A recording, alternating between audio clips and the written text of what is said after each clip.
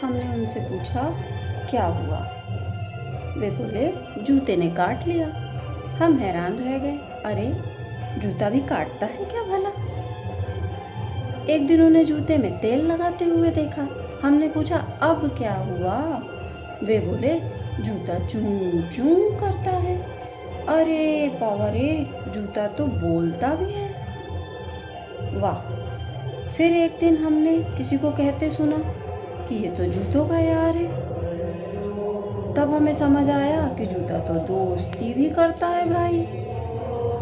कल हमने पड़ोसी को सुना, वो अपने बेटे को डांट रहे थे, कह रहे थे कि ये जूते खाए बिना मानेगा नहीं। तब हमें लगा, अरे वाह, जूता तो खाने के काम भी आता है।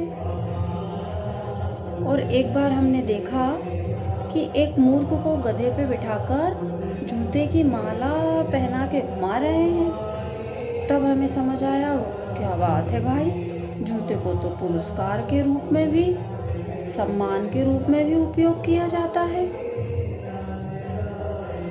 फुटबॉल में सबसे अधिक गोल करने वाले खिलाड़ी को भी गोल्डन बूट दिया जाता है, मतलब पुरस्कार में भी सोने का जूता दिया जाता है।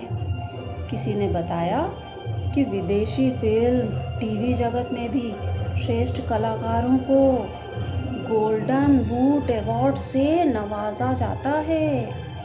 अब समझ नहीं आ रहा था कि ये किस किस काम आता है। हमने तो ये देखा था कि जब मिर्गी आती है तो जूता सुंघाइए कहते हैं, मतलब जूता औषधि के काम भी आता है।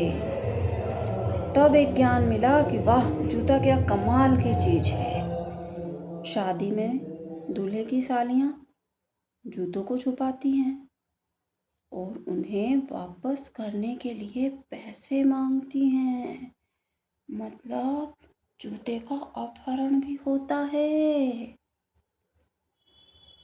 गीत भी बना है जूतों पे, मेरा जूता है जापानी, मतलब जूते को नागरिकता भी मिली है। अब देखो भाई, हमने क्या क्या जान लिया आज।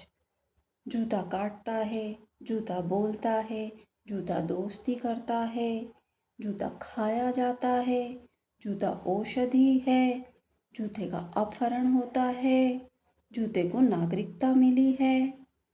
फिर एक दिन पंडित जी बता रहे थे कि जब भगवान श्री राम वनवास गए थे, तब भरत ने उनकी खड़ाऊ, मतलब चप्पल, उनकी खड़ाऊ सिंहासन पे रखकर पूरा राजपाट चलाया था। क्या बात है, जूता तो राजा बन गया।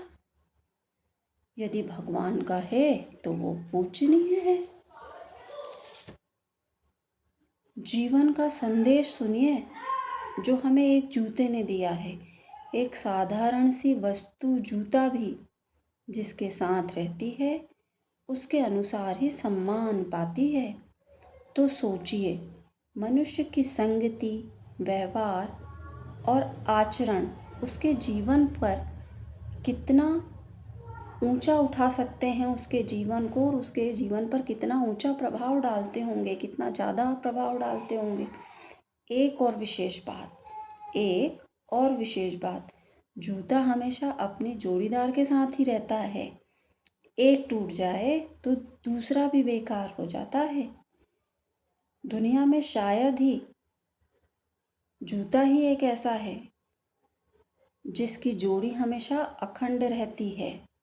चलता भी साथ है, रुकता भी साथ है, चलता भी साथ है, रुकता भी साथ है। इसी तरह हमें भी अपने मित्रों, जीवन साथियों, अपने परिवार की हर परिस्थिति में साथ देना चाहिए, उनके साथ चलना चाहिए। अब सोचिए, एक साधारण सी वस्तु ने हमें कितना असाधारण संदेश दे दिया। तो दोस्तों, हमें इससे सीख लेना चाहिए कि कोई कितना भी साधारण क्यों ना हो, परंतु विशेष लोगों के साथ, अच्छे लोगों के साथ रहने पर, बहुमूल्य लोगों के साथ रहने पर उसकी भी कीमत बढ़ जाती है। धन्यवाद।